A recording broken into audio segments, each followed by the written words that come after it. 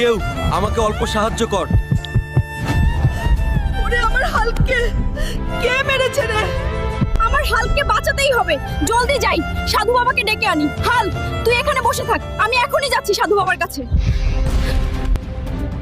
আমার হালকে জলদি রক্ষা করো, কেউ যেন আমার হালকে মেরে রক্তাক্ত করে রেখেছে। ঠিক আছে, জলদি চলো।